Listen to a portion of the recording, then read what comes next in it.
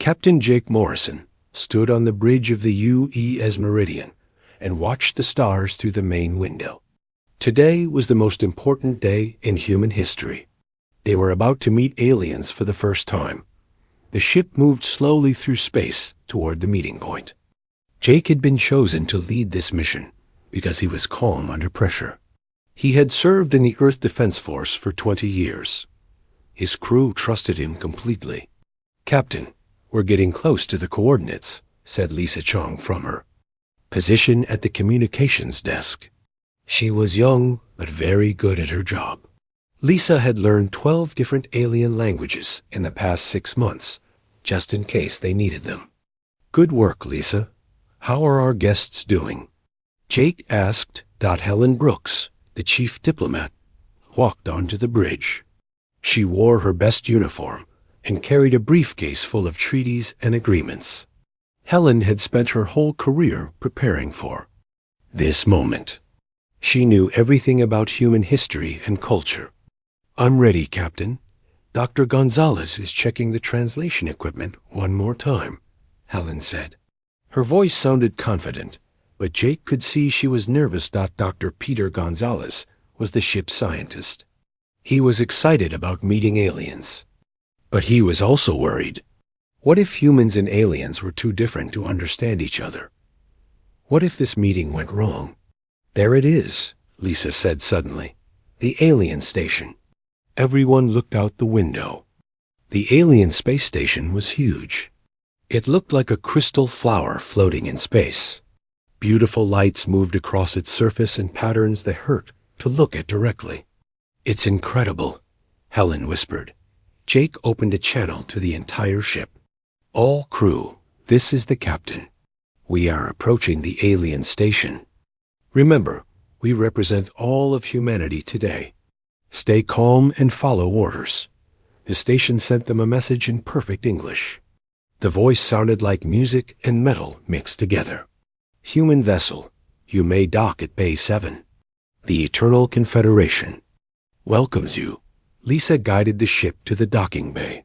The bay was so large that their ship looked like a toy inside it. As they docked, Jake felt the weight of history on his shoulders. The airlock opened with a soft hiss. Jake, Helen, Dr. Gonzalez, and Lisa walked through a long corridor.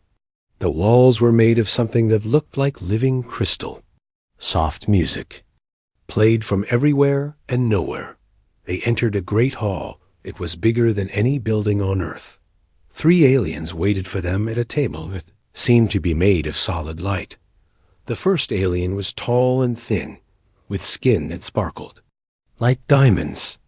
When it moved, tiny lights danced under its skin. This was Zefter of the Christian race. The second alien looked like it was made of metal and stone. Its eyes glowed red, and when it spoke, its voice rumbled like an earthquake. This was Elder, Vorthik of the Silicon Mines. The third alien was the strangest. It seemed to be made of shadow and starlight. Parts of its body faded in and out of sight. This was Matriarch Kelthara of the Void Walkers. "Welcome, humans," Zefter said. Its voice was beautiful but cold. "We are curious about your species. Please, sit and tell us about yourselves." Helen stepped forward. "Thank you for meeting with U.S. I'm Helen Brooks, representing the United Earth government. We come in peace, hoping to build friendship between our peoples." The aliens looked at each other. Dr. Gonzalez noticed they seemed to be talking without words. Maybe they could read each other's minds. "Tell us about your history," Elder Vorthik said. "How long have your people existed?" Helen smiled. "Humans have been around for about 200,000 years. Our civilization is about 10,000 years old. We've had space travel for about 200 years." Dr. Gonzalez added, "Our average lifespan is about 80 years. Some of us live to be 100 or more." The moment he said this, everything changed. The aliens looked shocked. They started talking to each other in their own languages very quickly. Zefter turned back to the humans. Did you say 80 years? That is your entire lifespan? Yes, Helen said, confused by their reaction. Is that important? Matriarch Kelthara spoke for the first time. Her voice sounded like wind through empty space. Important? You live for only 80 years, and you think you can join our confederation. Elder Vorthik made a sound like grinding stone. The youngest among us lives for 600 years. I myself have lived for over 1,000 years. How can beings who live such short lives understand anything about the universe? Jake felt anger rising in his chest, but he kept his voice calm. We may not live as long as you, but humans have accomplished great things. We've explored our solar system, built cities, created art and music. Zefter's lights flickered in what might have been laughter. In 80 years? Child, I have spent longer than your entire lifespan just learning to speak properly. What wisdom could you possibly gain in such a brief moment of existence? Helen tried to save the situation. We believe that shorter lives make us value each moment more. We work harder because we know our time is limited. Mayflies, Elder Vorthik said with disgust. You are mayflies that live for a day and think. They understand the seasons. How can you plan for the future when you will be dust before any real progress can be made? The aliens began to ignore the humans, talking among themselves as if the human delegation wasn't even there. Jake heard words like primitive and temporary and waste of time. Matriarch Kalthara finally addressed them again. We appreciate your effort to contact us, but it is clear that your species is not ready for galactic civilization. Perhaps in a few million years, when you evolve longer lifespans, we can speak again. Dr. Gonzalez tried one more time. But we have science, technology, art. We've learned so much in our short lives. Zefter's lights dimmed. What you call learning, we call playing. Children playing with toys they barely understand. How many human generations have passed since you began space travel? How many have lived and died while making the same mistakes over and over? The meeting was over. The aliens stood up, clearly finished with the humans. We will send word to other species that humanity is not ready for contact. Elder Vorthik sighed. Return to your small world and grow up. Maybe someday you will be worth talking to. Jake and his team walked back to their ship in silence. The long corridor seemed even longer now. The beautiful music sounded mocking as the Meridian pulled away from the station. Helen sat in her chair and stared at her briefcase full of useless treaties. They think we're children, she said quietly. They think we're insects, Dr. Gonzalez corrected. Mayflies that live for a day. Lisa was trying not to cry. All those languages I learned, all that preparation. They don't even see us as real people. Jake looked out at the stars and made a promise to himself. Someday, somehow, humanity would prove these aliens wrong. They would show the galaxy that the length of life didn't matter as much as what you did with the time you had. But for now, they had to go home and tell Earth that humanity had been rejected from the stars. 6 months had passed since the failed meeting with the aliens. Earth felt different now. People walked with their heads down, knowing that somewhere in the stars, advanced beings saw them as nothing more than insects. Captain Jake Morrison was in his office on Earth, reading reports, when the message arrived. It came from the Eternal Confederation, transmitted across the galaxy to reach Earth. Lisa Chung brought him the translated message. Her face was pale as she handed him the paper. Captain, you need to read this, she said. Jake read the message twice. The aliens had agreed to one more meeting, but their words were cold and final. They said it was just a formality before they officially declared humans unsuitable for galactic society. They're going to make it official, Jake said. They're going to tell the whole galaxy to stay away from us. Within a week, Jake found himself preparing the UES Meridian for another journey. The same crew volunteered to go back. Helen Brooks packed her briefcase again, though she had little hope this time. Dr. Gonzalez checked all the equipment, but his excitement was gone. 2 days before departure, an old man came to the spaceport. He looked to be in his 70s, with gray hair and wrinkled hands. He walked with a slight limp, but his eyes were sharp and clear. "I'm Frank Miller," he told the security guard. "I need to speak with Captain Morrison." The guard almost turned him away, but something about the old man made him pause. Frank Miller had the kind of presence that made people listen. Jake met with Frank in a small office near the launch pad. Frank wore a simple brown suit and carried an old leather briefcase. He looked like a retired professor, which is exactly what his identification said he was. "Captain Morrison, I need passage on your ship," Frank said. His voice was calm and steady. "Sir, this is a diplomatic mission." "We're not taking tourists," Jake replied. Frank smiled. "I'm not a tourist. I'm a retired professor of xenobiology. I've studied alien life forms my whole career. This meeting could be the most important event in human history. I need to see it." Jake looked at the old man's credentials. Everything checked out. Frank Miller had taught at several universities and written books about theoretical alien biology. But something felt strange about his file. It seemed too clean, too perfect. "Professor Miller, this mission might be dangerous. The aliens have already rejected us once. This could go badly," Jake warned. "Captain, I'm 74 years old. I've lived through wars, disasters, and heartbreak. I think I can handle some." "Rude aliens," Frank said with a gentle laugh. Against his better judgment, Jake agreed. Maybe having a xenobiology expert on board would help. Maybe Frank could spot something the others had missed. The UES Meridian launched on schedule. Frank had been given a small cabin near the observation deck. He spent most of his time there, staring out at the stars. Dr. Gonzalez tried to talk with Frank about his research. "Professor, have you published anything about the crystalline physiology?" Frank looked at him with those sharp eyes. "I've observed many interesting life forms over the years, Doctor. Some things you can only learn by watching and waiting."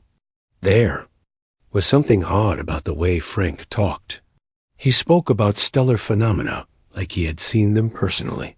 When Lisa mentioned a pulsar they were passing, Frank nodded and said, "Yes, that one started spinning faster about 30 years ago." "Beautiful to watch," Lisa frowned. "Professor, that change was only discovered 5 years ago. How did you know about it?" Frank just smiled and changed the subject. Jake noticed other strange things about their passenger. Frank seemed to know his way around the ship's systems. When they had a minor computer problem, Frank suggested a solution that worked perfectly. But the technique he described was used on ships built 40 years ago. "Professor, where did you learn about old ship systems?" Jake asked. "You pick things up over the years, Captain." "I've been interested in space travel for a very long time," Frank answered. Helen Brooks found Frank reading in the ship's library one evening. The book was about early human space exploration, written 50 years ago. But Frank wasn't reading it like someone learning new information.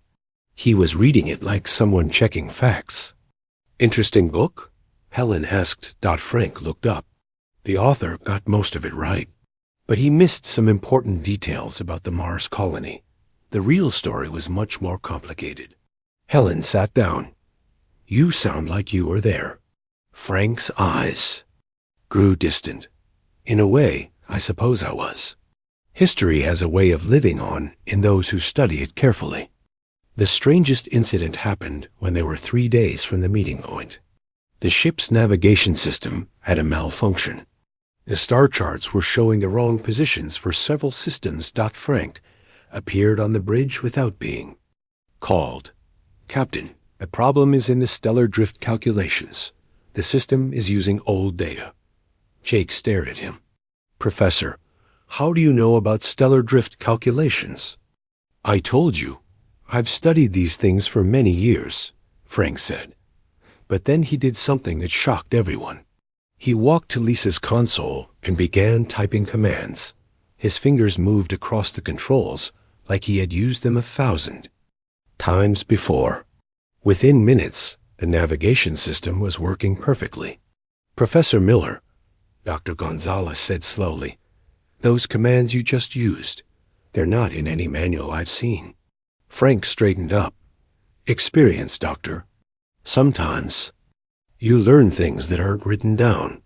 Jake pulled Frank aside later. Who are you really? Frank looked at him for a long moment. I'm exactly who I said I am, Captain. A retired professor who wants to see history being made, but you know things that don't make sense. You act like you've been in space before, but your file says you've never left Earth. Frank smiled sadly.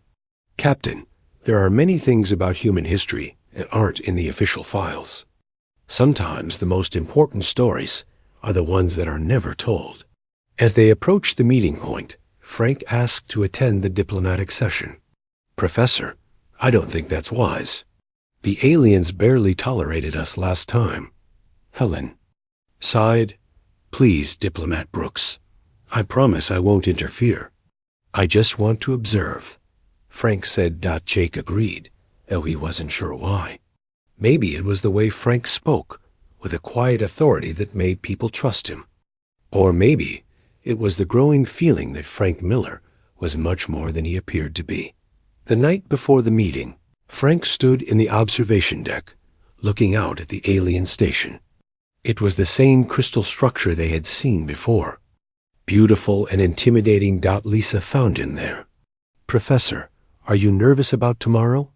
Frank turned to her. His face looked older in the starlight, but his eyes seemed ancient. Miss Chong, I've been waiting for this moment for a very long time, longer than you might believe. What do you mean? Lisa asked. Frank was quiet for a moment. Then he said, Sometimes, Lisa, the most important battles are won not by the young and strong, but by those who have learned patience. Tomorrow, these aliens will learn something about humanity that they never expected. Lisa felt a chill run down her spine. Professor, what aren't you telling us? Frank smiled, but it wasn't the gentle smile of an old professor anymore. It was the smile of someone who knew a secret that would change everything. Tomorrow, Miss Chong, tomorrow you'll understand. As the ship moved toward its destiny, Frank Miller stood alone in the darkness, watching the stars. He had been waiting 200 years for this moment. Now, finally, it was time to show the galaxy what humanity really was. The alien space station called Convergence Point was even more impressive the second time. As the U.S. Meridian docked, Jake Morrison felt the same weight of history he had felt 6 months ago. But this time, there was no hope. This time, they were coming to hear their final rejection. The docking bay was the same, vast and empty, making their ship look tiny. But the corridor leading to the meeting hall was different. The walls showed images of different alien species, all members of the Eternal Confederation. Hundreds of races, all living for centuries or millennia. Frank Miller walked beside the human delegation, quiet and watchful. He had been given permission to observe, but Jake noticed that Frank carried himself differently now. The slight limp was gone. His back was straighter. His eyes missed nothing. The great hall was exactly as they remembered it. The table of light sat in the center, and the 3 alien representatives waited for them. But this time, the room felt like a courtroom. The humans were here to be judged. Zeftar of the Christians stood first. The lights under his diamond skin pulsed in patterns that suggested amusement. Humans, you have returned. We appreciate your persistence, even if it is pointless. Elder Vorthik of the Silicon Mines made his grinding sound. We agreed to this. Second meeting only to be absolutely clear about our decision. There must be no confusion about humanity's place in the galaxy. Matriarch Kelthara of the Void Walkers remained seated, her shadow form flickering. Indeed, we do not wish to be. Cruel, but facts must be faced. Helen Brooks stepped forward, her briefcase in hand. Distinguished representatives, we come hoping to change your minds. Humanity has much to offer. Offer? Zephyr's lights flickered with what looked like laughter. Child, you have been alive for what, 40 of your brief years? I have been. Studying galactic politics for longer than your entire species has had written language. Elder Vorthix stood, his massive form casting shadows across the room. Let me explain why this meeting is merely a formality. Your species, in its entire existence, has never produced a single individual who has lived long enough to gain true wisdom. He gestured, and images appeared in the air above the table. Pictures of human history flashed by. Wars, disasters, environmental damage. Look at your record, Elder Vorthix continued. The same mistakes, repeated over and over. Each generation thinks they know better than the last, but they die before they can learn from their errors. You are trapped in cycles of ignorance. Doctor, Gonzalez tried to speak, but we do learn. We pass knowledge from generation to generation. Matriarch Kelthara's voice whispered like wind through empty space. Passing knowledge is not the same as wisdom. Wisdom comes from living through consequences, from seeing the long results of decisions. You mayflies cannot see beyond tomorrow. Zephyr walked around the table, his crystalline form beautiful and terrible. I have personally witnessed the rise and fall of entire civilizations. I have seen the birth of stars and the death of worlds. What could a being who lives for 80 years possibly teach me? Jake felt anger burning in his chest, but he kept his voice level. We may not live as long as you, but we make every day count. We achieve more in our short lives than some species do in centuries. Achieve? Elder Vorthix's red eyes glowed brighter. You call your brief struggles achievements? I have been working on a single scientific project for 300 years. The preliminary research alone took longer than 10 human lifetimes. That is achievement. The aliens began presenting their formal judgment.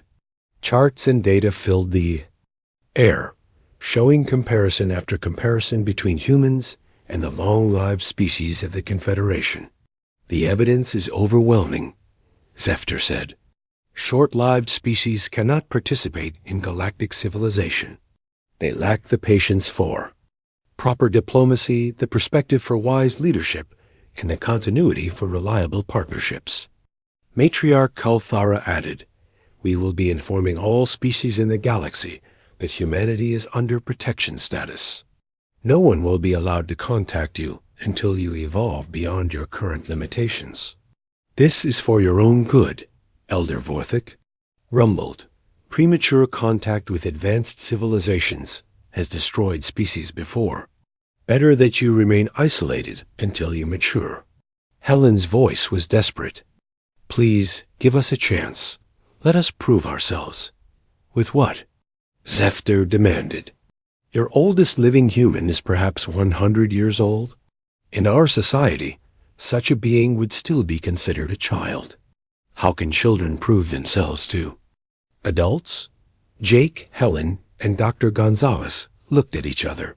They had no answer. The alien's logic was crushing. Even if it felt wrong, Lisa Chong was almost crying. There has to be something we can do. Nothing, Elder Vorthix said with finality. Return to your little world. Play with your brief lives. Perhaps in 1,000,000 years, evolution will give you the lifespan necessary for true civilization. The alien stood, clearly ready to end the meeting. The formal rejection would be recorded and sent across the galaxy. Humanity would be marked. As a primitive species, forbiddens contact until they changed their basic biology. Then Frank Miller stood up, He had been sitting quietly in the observer section, so still that everyone had almost forgotten he was there. But now he rose from his chair with a fluid grace that seemed impossible for a 74-year-old man. "Excuse me," Frank said. His voice cut through the room like a blade. Jake started to motion for Frank to sit down. This was already a disaster. They couldn't afford to make it worse. But Frank ignored Jake completely. He walked toward the center of the room with confident steps. The slight limp was completely gone. His back was straight, his movements sure. Aliens turned to look at this interruption. Zeftar's lights flared with anger. "Human, you were permitted to observe, not to speak. Return to your seat immediately." Frank continued walking until he stood before the table of light. He looked up at the three massive alien forms, showing no fear, no deference. "I understand your concern about short human lifespans," Frank said calmly. "It's a reasonable worry. How can beings who live such brief lives understand the deeper truths of existence?" Elder Vorthic's voice boomed. "Exactly. Now sit down before we have you removed." Frank smiled. It was not the gentle smile of an elderly professor. It was the smile of someone who had been waiting a very long time for this exact moment. "The thing is," Frank said, his voice carrying to every corner of the great hall, "I've been waiting 2 centuries for this conversation." The room went completely silent. Zeftar's lights stopped pulsing. Elder Vorthic's red eyes dimmed. Matriarch Kelthara's shadow form became perfectly still. Jake felt his heart stop. Lisa gasped. Helen dropped her briefcase. Frank Miller looked up at the 3 alien representatives, his elderly face calm and patient. 200 years, he repeated. "And now, finally, we can have a proper discussion about humanity's place in the galaxy." The Great Hall of Convergence Point had never been so quiet. Frank Miller's words hung in the air like a challenge to everything the aliens believed. They knew about humanity. Zeftar was the first to recover from the shock. His crystalline lights flared bright red with anger. "Impossible. You're delusional, old human. 200 years? Your species barely lives to 100. Frank smiled patiently. "Would you like me to prove it?" Elder Vorthic stepped forward, his massive stone and metal form casting long shadows. "This is some kind of trick. Perhaps a form of mental illness common to aging humans." "I assure you, my mind is perfectly clear," Frank said. He reached into his jacket and pulled out a small device. "Dr. Gonzalez, would you mind running a bioscan on me? Use the ship's most advanced equipment." Dr. Gonzalez looked confused, but pulled out his medical scanner. His hands were shaking as he pointed it at Frank. The device hummed quietly, taking readings that should have been impossible. "Captain," Dr. Gonzalez whispered, staring at the scanner, "these readings, they can't be right. What do they say?" Jake demanded. Dr. Gonzalez looked at the scanner again, and at Frank, then back at the scanner. "Cellular regeneration patterns consistent with extreme age. Genetic markers showing over 2 centuries of accumulated radiation exposure from space travel, and bone density patterns that only develop after decades in low-gravity environments." Matriarch Kelthara's shadow form rippled. "Readings can be faked," Frank nodded. "They can. So let me offer you something that cannot be faked. Personal testimony." He walked to the center of the room, standing beneath the floating images that Elder Vorthic had used to show human failures. "I was born in 2187, Frank began. "I was 23 years old when humanity first landed on Mars. I remember the excitement, the hope. I was there when we built the first permanent base." Jake felt dizzy. Mars had been colonized over 150 years ago. Frank continued, his voice steady and clear. "I was 47 when we developed faster-than-light travel. I was on the first ship to leave the solar system. The U-East Pathfinder, commanded by Captain Rodriguez. Dr. Gonzalez gasped. The Pathfinder mission is legendary. But all records of the crew were classified, because some of us never came back. To Earth, Frank said. We found something out there in the dark between stars. An alien artifact, dead for millions of years. Inside it, we discovered technology that could extend human life far beyond natural limits. The aliens were listening now, their earlier dismissal replaced by intense attention. Frank gestured, and somehow the room's display system responded to him. New images appeared, star charts, photos of ancient alien ruins, technical diagrams that made Dr. Gonzalez's eyes widen. The process was dangerous, Frank continued. Most of us died trying it, but a few survived. We became the first humans to live multiple centuries. And we made a decision that has guided humanity ever since. Elder. Vorthic's voice was quieter now. What decision? To remain hidden. To guide humanity's development from the shadows. To let the galaxy believe we were just another short-lived species, while we prepared for the day we would need to reveal ourselves. Zepter's lights were pulsing rapidly, a sign of deep thought. You're claiming that there are other humans like you? Frank's smile was mysterious. I'm claiming that humanity is not what you think it is. We learned early that it's better to be underestimated than to be seen as a threat. Helen Brooks found her voice. Professor Miller. Frank. Why didn't you tell us? Frank turned to her with gentle eyes.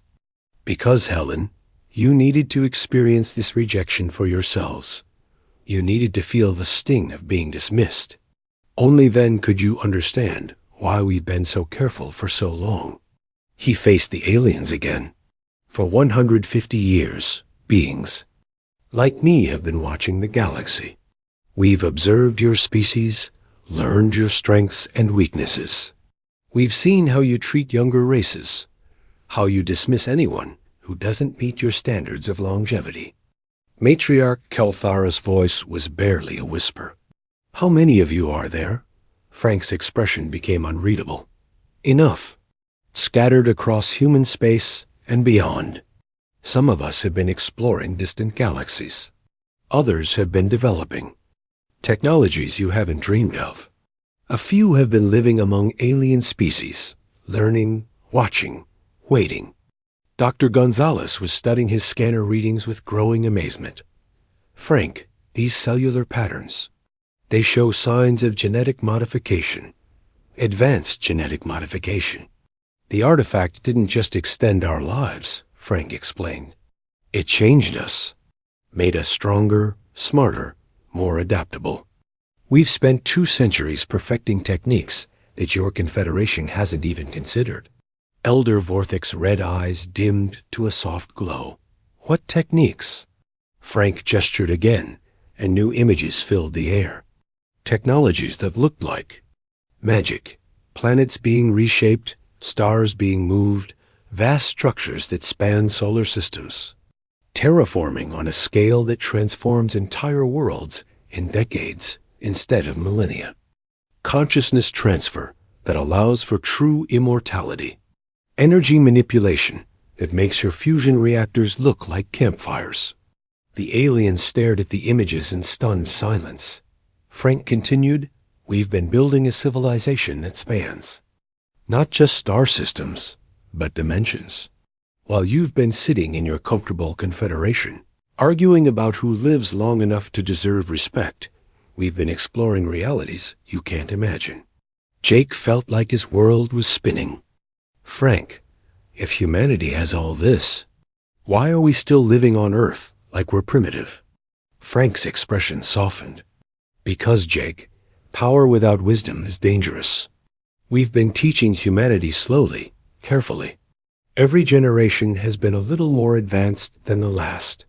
Every decade has brought new discoveries that seem natural, but are actually guided.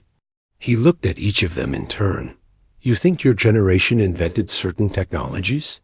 Your parents' generation developed others naturally? No, We've been seeding human civilization with knowledge, waiting for the right moment to reveal ourselves. Zephyr's voice was uncertain now. And this is that moment? Frank nodded. The galaxy is changing. New threats are emerging from beyond. The Rim, species that make your confederation look like children playing with toys. Humanity needs to take its place as an equal partner in galactic defense, not remain hidden in the shadows. Elder Vorthik made a sound like grinding stone, but quieter, more thoughtful. You're saying humanity has been pretending to be primitive? Not pretending.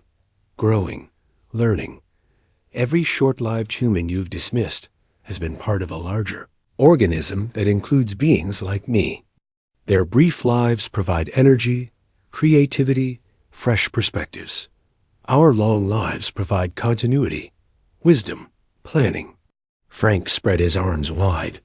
You wanted to know if short-lived species could contribute to galactic civilization. The answer is that humanity is not a short-lived species. We're a species that includes both short and long-lived individuals, working together in ways you never imagined. Matriarch Caltharis' shadow form was perfectly still. This changes everything. Frank nodded gravely. Yes, it does. The question now is, what are you going to do about it? The great hall fell silent again. Three ancient alien beings, who had dismissed humanity as mayflies, now faced the reality that they had been speaking to equals all along. Perhaps more than equals. Frank Miller, who had seemed like a frail old professor just minutes before, stood calmly in the center of the room, waiting for their answer. Behind him, the human delegation struggled to understand that their entire view of their own species had just been shattered and rebuilt. The galaxy would never be the same. The silence in the great hall stretched on for what felt like hours. Frank Miller stood calmly in the center of the room, his hands clasped behind his back, waiting. The three alien representatives seemed frozen, their ancient minds struggling to process what they had just learned. Finally, Zephyr spoke. His crystalline lights pulsed in slow, confused patterns. If what you say is true, then everything we believed about your species is wrong. Not wrong, Frank corrected gently. Incomplete. You saw only what we wanted you to see. Elder Vorthix. Massive form shifted, stone grinding against metal. Why reveal yourself now? Why not continue hiding? Frank's expression grew serious. Because the galaxy is facing threats that require all advanced species to work together. The time for secrets has passed. He gestured, and new images appeared in the air. Strange, dark ships unlike anything any of them had ever seen. Stars going dark. Entire systems vanishing from sensor readings. Ships from beyond the galaxy's edge, Frank explained. Scouts from something that calls itself the Harvester Collective. They've been probing our defenses for the past 50 years. Matriarch Caltharis' shadow form rippled with fear. We have detected some unusual readings at the Rim worlds. Ships disappearing, but we thought they were normal space accidents.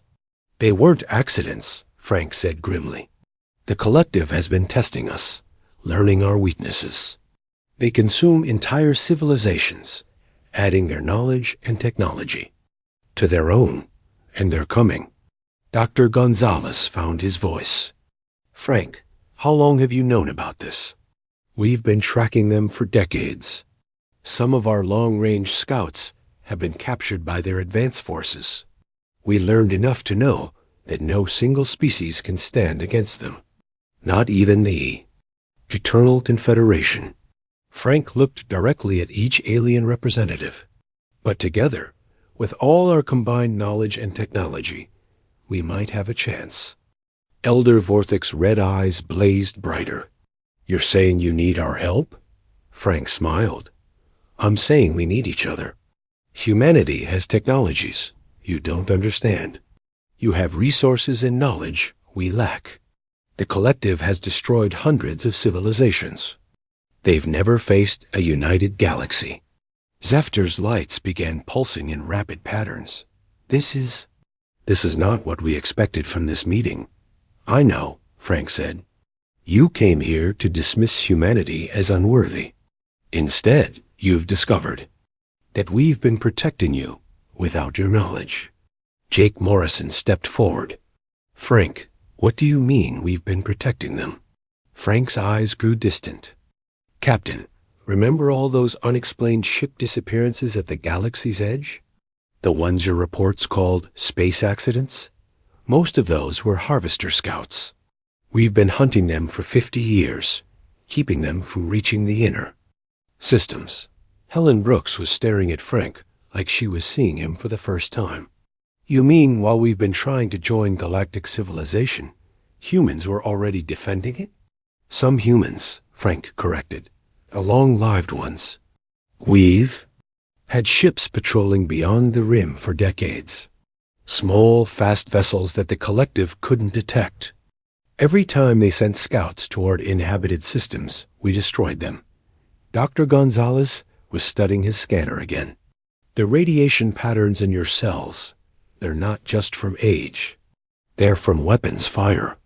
Energy weapons more advanced. And anything in our databases. Frank nodded. We've been fighting this war in secret, buying time for the galaxy to prepare. But the collective is getting stronger. Their main fleet is approaching, and we can't stop them alone. Matriarch Kelthara's voice was barely a whisper. How much time do we have? Maybe 5 years, maybe less. Frank's expression was grave. They're not like anything you faced before. They don't want territory or resources. They want knowledge, consciousness, life itself. They turn entire populations into components of their collective mind. Elder Vorthik made a deep rumbling sound. And you believe that by working together, we can stop them? Frank's smile returned, but it was hard and determined. I know we can, but only if we stop pretending that age equals wisdom. The collective has existed for millions of years. By your logic, that should make them wiser than all of us combined.